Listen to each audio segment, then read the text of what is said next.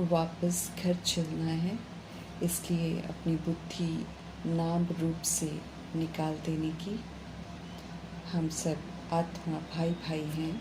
इस अभ्यास को पक्का करने की,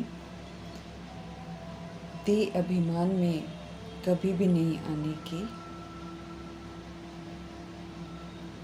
पुण्य आत्मा बनने के लिए याद की मेहनत करने की, कल्याणकारी परमपिता परमात्मा की हम आत्माओं के लिए आज के मुरली से शिक्षाएं। सर्वशक्तिमान परमपिता परमात्मा हम आत्माओं को सर्व तरह की कमी कमजोरियों से मुक्त कराने के लिए आए हैं। प्यार के सागर परमपिता परमात्मा बेशुमार प्यार लुटाते हैं हम आत्माओं पर, और हम आत्माओं को सही रास्ते पर लाते हैं।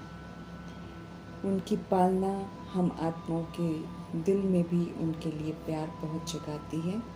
इसी प्यार में अपनी मूल कमज़ोरी जो जड़ है और भी कमज़ोरियों को जन्म देने की, उन्हें कुर्बान करने की समझ देते हैं। ज्ञानी तो आत्मा अर्थात सेंसिबल बनकर समय प्रमाण हमें जो करना चाहिए वो करना है, क्योंकि बाप दादा देखते हैं कि अभी तक भी पांचों ही विकारों को लेकर व्यर्थ संकल्प मेजॉरिटी आत्माओं के चलते हैं।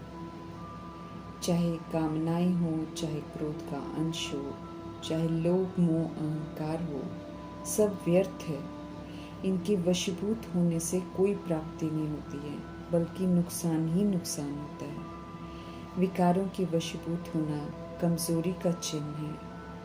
ज्ञान प्राप्त करते हुए भी मीठे परमात्मा देखते हैं कि ज्ञानी आत्माओं में भी अपने गुणों को या विशेषताओं को लेकर अभिमान आ जाता है, जबकि आना नहीं चाहिए, क्योंकि गुण और विशेषता ये तो प्रभु की देन है। अभिमान तो अज्ञानता की निशानी है। हम में से हर कोई अपनी मूल कमजोरी या मूल संस्कार को अच्छी तरह जानते हैं। उस कमजोरी को बाप के प्यार में कुर्बान कर देने का समय आ गया है। इस विधि से सहज हो भी जाएगा, और हिम्मत रखेंगे तो मदद भी हमको अवश्य मिलेगी। प्रभु प्यार में बुराइयों को कुर्बान करना ही तो प्यार का सबूत है। स्नेह और ज्ञान की समझ वाली आत्माएं बाप के प्यार में व्यर्थ संकल्पों को भी सहज न्योछावर कर देती हैं। उमंग उत्साह बढ़ाते हुए वरदाता परमपिता परमात्मा हम आत्माओं को वरदान दे रहे हैं कि बाप के प्यार में अपनी मूल कमजोरी को कुर्बान कर दो, और ज्ञानी तो आत्मा भव का वरदान प्राप्त करो। स्वमान अर्थात आत्मा को प्रभु से मिला हुआ मान, इस ऊंचे मान की सीट पर स्थित रहकर सभी को सम्मान देने वाला बनने की समझ देते हैं। जो सीट पर विराजमान होकर सम्मान देते हैं, वो फिर माननीय आत्मा स्वतः ही बन जाते हैं। आत्मा जब स्वमान की सीट में स्थित होती है तो सभी को स्वमान में ही देखती है। खुद को आत्मा हो, परमात्मा की संतान हो समझती है, और औरों को भी आत्मा है, परमात्मा की संतान समझकर बात करती है। सतोगुणी व्यवहार करते हैं। हमें अटेंशन रखना है कि स्वमान की सीट पर सदा स्थित रहें, तभी हम दूसरी सोच को सम्मान दे सकेंगे।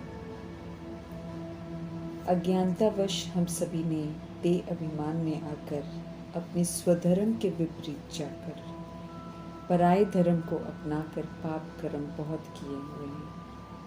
अभी हमें उन पापों से मुक्त होना है। या तो पापों की सजा खाकर पवित्र बनना पड़ेगा, या फिर याद में रहकर याद की शक्ति से पाप भस्म कर सकते हैं।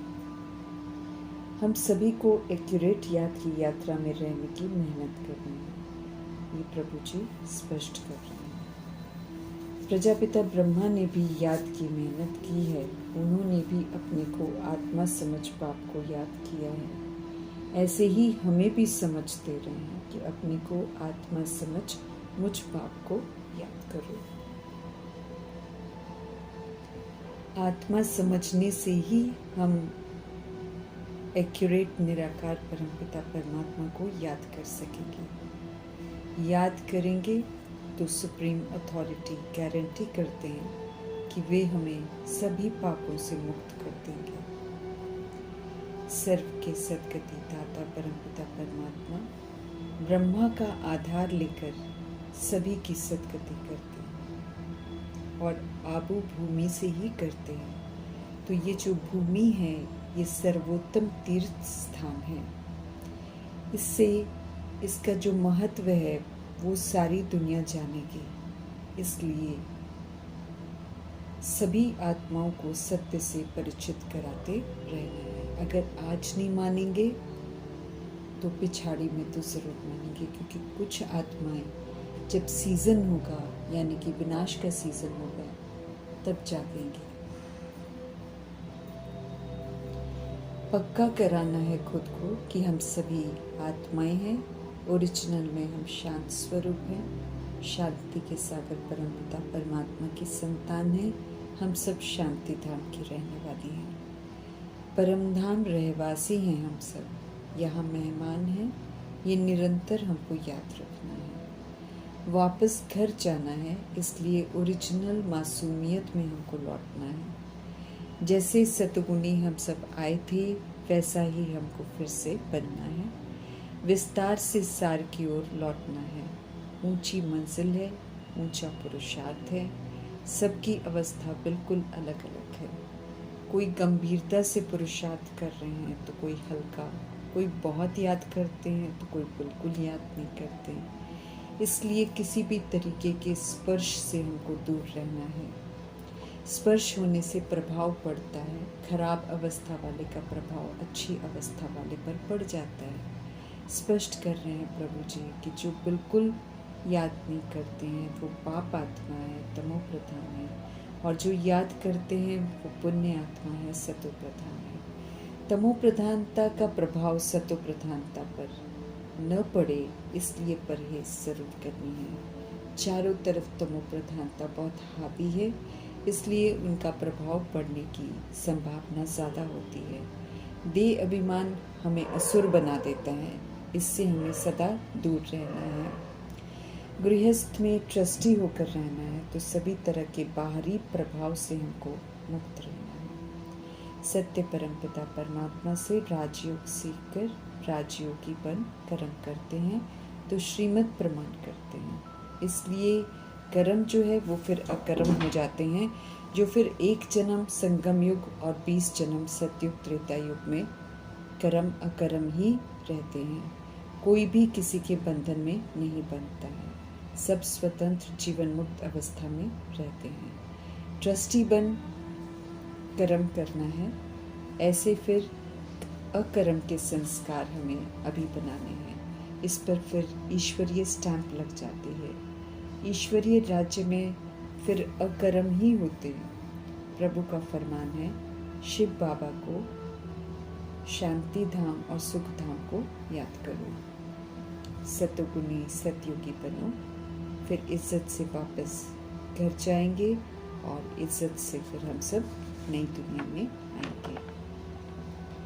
याद से स्वर्ग का मालिक बनने की ऑफर सभी को करते हैं। सुप्रीम फादर जब देखते हैं कि बच्चे खड़ी खड़ी भूल जाते हैं तो हम सभी को बार बार याद कराते रहते हैं कि अपने को आत्मा समझो और बाप को याद करो तो सारे पाप भस्म हो जाएंगे। पतित पावन सर्वशक्तिवान वर्ल्ड ऑलमाइटी अथॉरिटी परमपिता परमात्मा हम आत्माओं को सारी सृष्टि के आदि मध्य अंत का राज समझाते हैं और अब समझ से पाठ बजाने को कहते हैं। Only wonder of the world स्वर्ग में जाना है तो माया के वंडर को पीट कर वंडरफुल गॉड फादर की श्रेष्ठ मुख पर चलकर श्रेष्ठ बनना है।